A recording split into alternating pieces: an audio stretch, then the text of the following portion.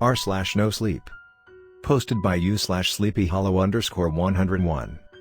If you find a jar labeled mumia honey, throw it out. Every word you're about to read is true. I know what you're here looking for. You're here for a scare, but that's not all. You're on the lookout for what's real. Those strange, uncomfortable truths that lurk in the night where the light doesn't shine. You're my best chance at finding someone who'll believe me. Because if I don't, I honestly might lose what's left of my mind. It started 2 years ago. My grandmother passed away, and as her only living descendant, I inherited her house. It's been in our family for almost 2 centuries, but when my friends and I showed up to clean it out, I would have sworn that it held at least 3 centuries of junk. It was me, Alan, Charlie, Emma. And, of course, there was Jessica. The plan was to get the house ready for sale. It was too big for just me, and I couldn't afford the taxes on the damn place anyway. I also couldn't afford to hire people to clean it out, so my friends, who were more like family to me at that point anyway, all pitched in to help out. The first day went well. We tore through the downstairs and managed to clear out 3 full rooms. We had pizza and beer that night, and watched some ridiculous old movies in the living room where we'd piled all our sleeping bags and blankets. It was just like the slumber parties I had as a kid, with the added benefits of alcohol and a little weed. It was day 2 when things took a turn. I'd headed down to the basement with Jessica to see how much work we'd be up against. All the years I'd visited my grandmother, I couldn't remember once going down to the basement, so I had no idea how cluttered it would be. All in all, it wasn't too bad. However, we did find a pantry full of cans and jars covered in a thick blanket of dust. "What the hell is this?" asked Jessica as she plucked a jar from the shelf. She blew the dust off of it, which immediately flew back into her face and threw her into a coughing fit. I rolled my eyes as I walked past her. "You're an idiot." I saw her toss up a middle finger in my peripheral vision and I barely held back a smile. I examined some of the items on the shelves, noting that, based on the brand logos, they were decades old. "Maybe it's a World War II bunker or something," said Jessica once she'd recovered from her paroxysm. "There's no way this stuff is." "Huh? What huh?" I picked up a rusting can with a neat handwritten label. Some of the letters were faded and smudged, but I could still read the date that had been written on it, June 12, 1929. "I'll be damned. This is almost a century old." Jessica's face split into a grin. "Oh, that is disgusting." She dug into the shelves with renewed vigor, examining everything she found like it was gold. It was most certainly not gold. "We're going to have to toss all of this shit." "Aw, come on, we can't do that, this is too cool." "You're ridiculous, this is not. And anyway, I bet some of this is still good."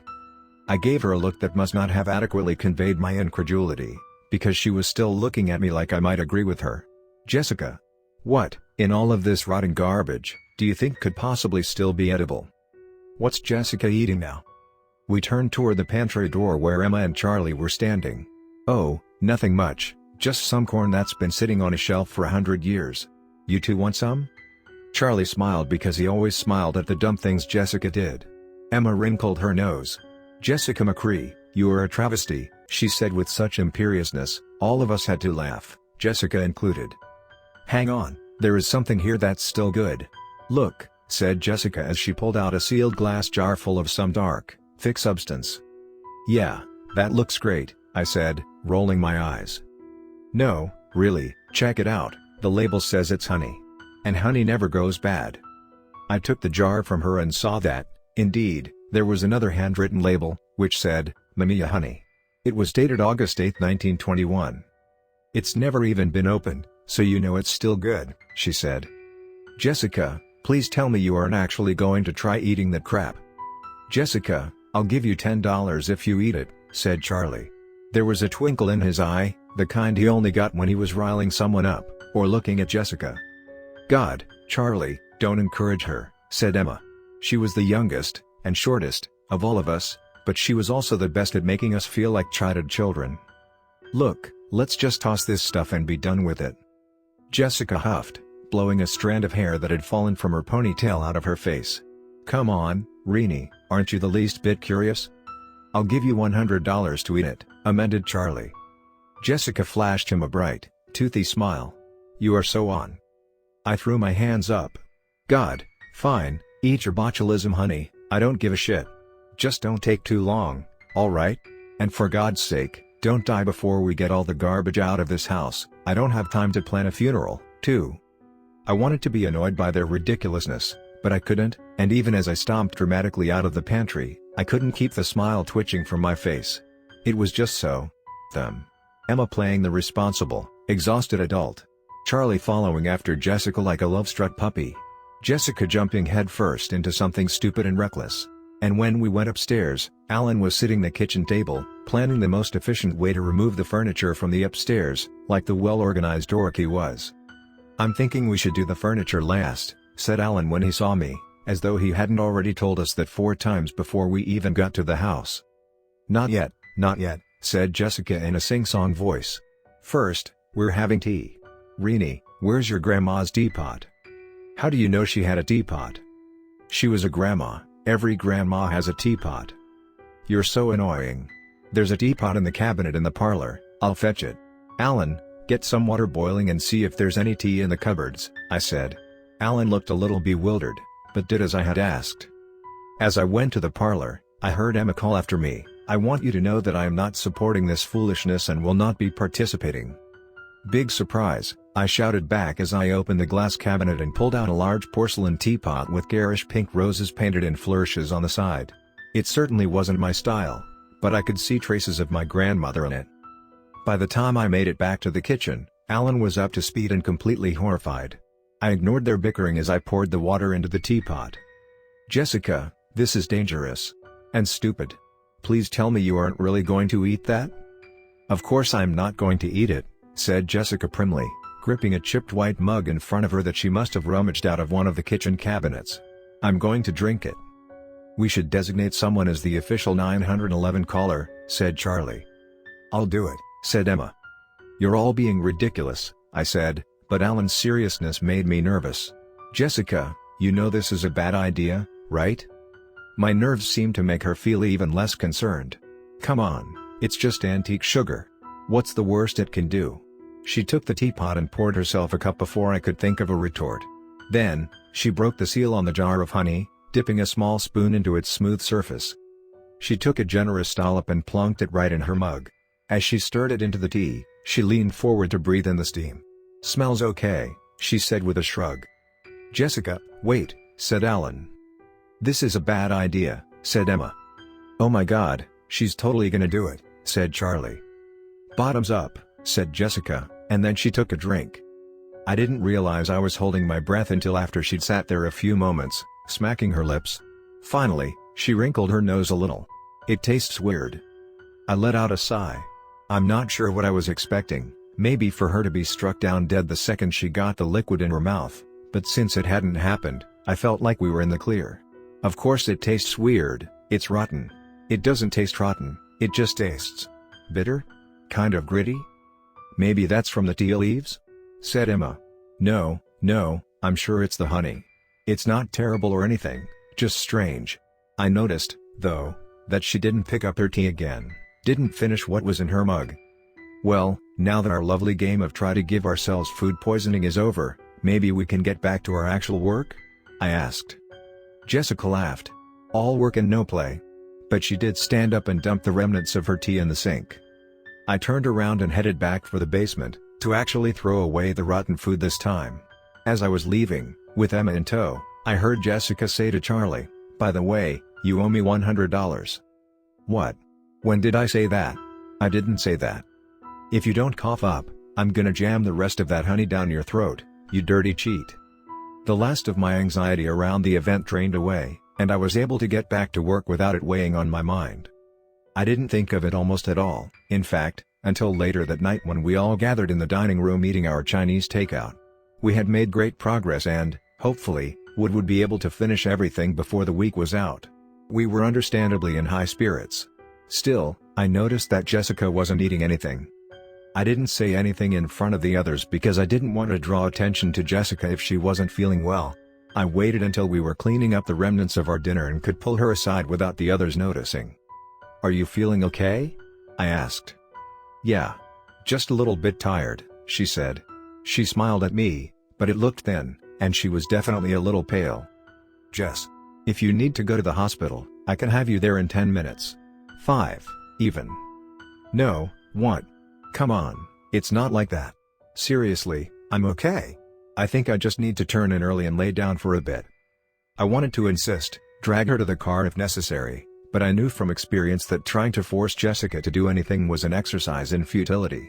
So, instead, I said, "There's an extra carton of fried rice in the fridge for you. If you're hungry later, let me know and I can heat it up." She smiled at me, because she knew what I really meant was, "I love you and this is how I show you." "Thanks, Rini. Love you," she said as she pulled me into a hug. Not long after that, we settled down for the night. There were no movies this time, we were all so tired that everyone was out like a light within minutes of laying down. I stayed awake a little longer, just in case Jessica needed me, but eventually, I couldn't fight the heaviness of my eyelids anymore. I couldn't fall deeply asleep that night, I just kept sort of skimming the surface. While I did, I was having some sort of nightmare. Or, it wasn't a nightmare, exactly. If it happens in that smudgy feeling between sleeping and waking, when you aren't sure what's real and what's not, does it count as a nightmare? I just know that I was certain, absolutely certain, that someone was standing in the corner of the room, watching us. Glaring at us. It was so angry and full of hate. I also knew, logically, that there was nobody there. It was a dream, but a persistent one that wouldn't loosen its grip on my mind during my brief bouts of consciousness. I'm not sure how long I slept like that, but I know that I woke up around 3 in the morning to a strange choking sound. It wasn't very loud, but it was insistent, urgent. It was a sound that said, "Something is desperately wrong." My brain still muddled with fitful sleep, I struggled out of my sleeping bag and staggered to the wall where I flipped on the light. Groans rang out around the room. Emma, who'd claimed a whole couch for herself, burrowed deeper under her blankets. Alan didn't even stir from where he'd been laying next to me. Charlie cussed me out with feeling, but I barely noticed because I only had eyes for Jessica. She was laying on her back, staring up at the ceiling with unblinking eyes, her face ashen gray. The choking noise was the sound of her trying to suck air into her lungs and failing. "Guys," I whispered as she twitched under her blankets. Nobody heard me. "Guys," I said, louder this time. More groans, but I steamrolled over them. "Wake up! Wake the fuck up, something is wrong with Jessica." Charlie was the first one up. He practically launched himself out of the recliner he'd claimed as his bed and was at Jessica's side lightning quick. "Holy shit, holy shit, holy shit, what the fuck is wrong?" I knelt next to him, my hands fluttering around her, not sure what to do. "We need to call 911. "I'm on it," said Emma, from somewhere behind me. I hadn't even heard her get up. Then, Alan was there. "She's not breathing, her throat's closing up. We need to open her airway." "How?" We all felt so helpless. All we could do was watch Jessica's eyes bulge from her head, her body jerking against the floor like she was having a seizure. Maybe she was, what the fuck did we know? Then, something in Jessica's face changed. Her eyes got even wider, like she was seeing something terrible, but there was nothing to look at but our faces above her. Her mouth stretched even wider into a scream, but all she could manage was a low croaking groan. Her skin started to sink in around her eyes, and then into the hollows of her cheeks. It seemed like her insides had disappeared or something, and her skin was tightening to fit into the empty spaces. Then, before our eyes, it started to. There's no other way to describe it. Her skin started to dry out, like a piece of jerky. It became leathery and rough, almost folded in on itself with wrinkles. Her eyes shriveled away to nothing in her skull. Her gums shrank back, leaving her teeth protruding out of her jaw. All the while, her grunts and groans, her pitiful attempts at screams, became thin and reedy. Soon, she was only making a wisp of a sound. Shortly after that, it stopped altogether. What we were staring down at wasn't Jessica anymore. It was a dried, desiccated corpse. A mummy. What the F? What just happened? Jessica? Jessica, can you hear me? What are you? How is this, Jessica? I sat back on my heels, numb to Charlie's breakdown. He was reaching out for her, then snatching his hands back, afraid that touching her would make it real somehow, or maybe that it would snap her in two. She looked fragile, like this. Vulnerable. Like whatever was left of her could be destroyed in an instant. It was absurd, the way I wanted to gather her to me, to lock her up somewhere that she'd be safe. Except there wasn't anything to keep safe anymore, was there? I didn't have to feel for a pulse or check her breathing. I knew she was gone just by looking. Nobody could look like that and still be alive. "There's an ambulance on the way, it should only be, oh my holy Jesus Christ." Emma's scream was followed by some frantic sounds from her cell phone, the dispatcher asking what had happened, but I couldn't follow what came next. Time seemed to go sort of stretchy like taffy. It didn't seem to be passing at all as I looked down at my dead friend. And yet, all of a sudden, it was gone and there was a police officer gently pulling me away from the body. No, I mumbled. I have to, she needs. It's okay, just take a deep breath. We're just going to sit over here for a moment, okay? You're doing a great job, just sit down like that, easy. There you go.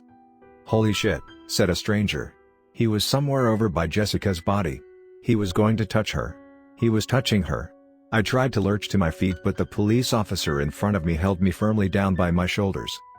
Don't look there, look at me, okay? That's right, eyes over here.